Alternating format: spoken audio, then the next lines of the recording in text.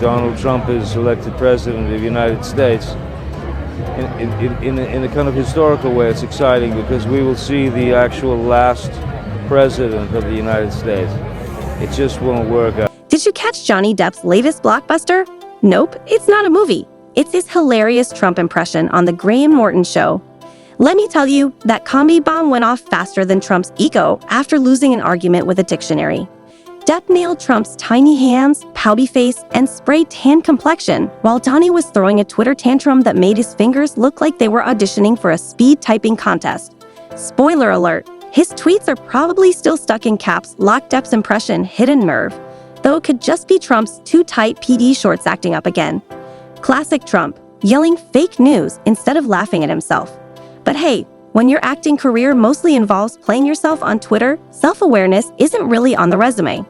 As the laughter filled the room, one thing became crystal clear. Johnny Depp might just be the new king of political satire. Advantage: pirates over presidents. Stay tuned. Next up, he might impersonate Melania's eye roll. Telling NBC News this morning it is aware of Johnny Depp's comments. The actor is in the UK to promote a movie, but prompting a backlash overnight.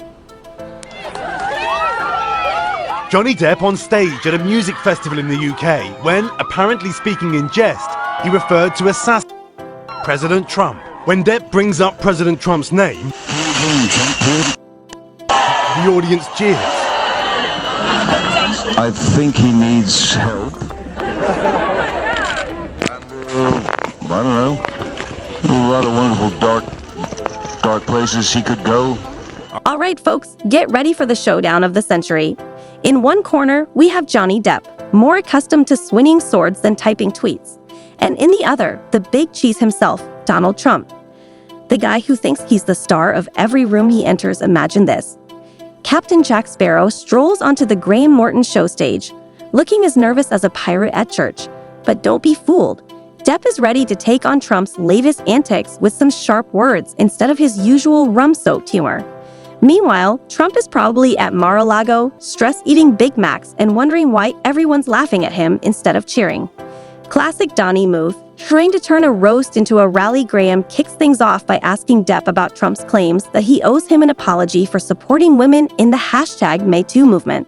Depp leans in, gives his best pirate glare, and says, "I didn't know I had to apologize for believing survivors over someone who brags about grabbing women." Both. That must have stung worse than a hangover on the Black Pearl. Wait, it gets juicier.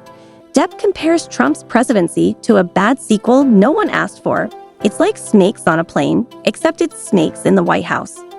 The audience howls at the image of Trump surrounded by serpents wearing MAGA hats. Trump, of course, fires back on Twitter, calling Depp a has-been actor and claiming he invented Hollywood. Meanwhile, Depp is just chilling, sipping tea, and letting the memes fly faster than Trump can type.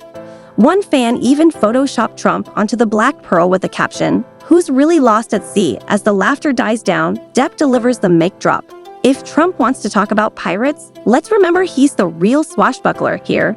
Stealing elections, not treasure. Boom, advantage. Actual charisma. So what's next in this epic battle? Will Trump tweet himself into irrelevance, or will Johnny Depp pull out his secret weapon, a dictionary?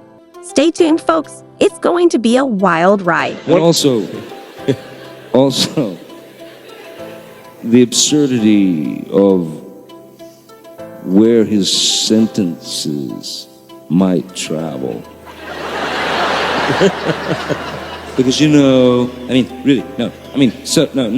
because everything is mine. Even if I don't own it yet, I'll have it. You've got Reagan who, this kills me. Reagan back in the day, Mr. Gorbachev.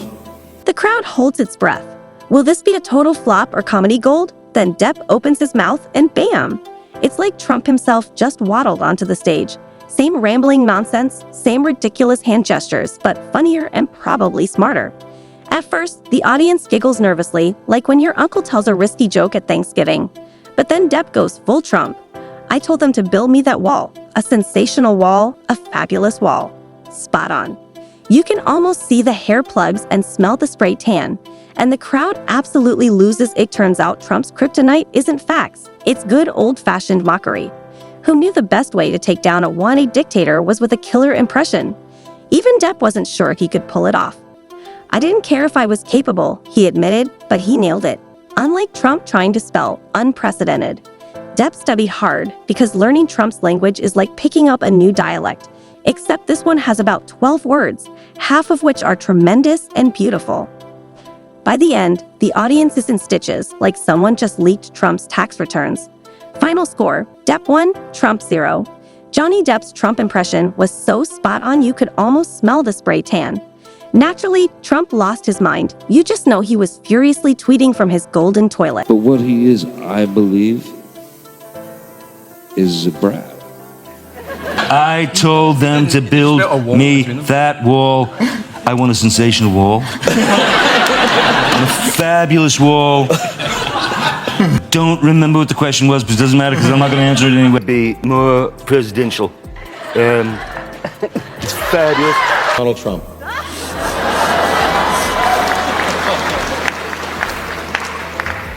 Trump tried to come up with a Depp nickname meaner than Sleepy Joe, but not quite as creative as Crooked Hillary. The result? A Category 5 tweet storm where he called Depp a low-talent has-been and a Disney reject. Both. That's harsher than his foundation line in direct sunlight. But then Trump did the unthinkable. He claimed he could do a better Johnny Depp impression. Sure, Donnie, and I'm the Queen of England. There's a pretense. There's something created about him in a sense of... And it's not just about being a rich kid or anything like that. I approach Donald Trump as what you kind of see in him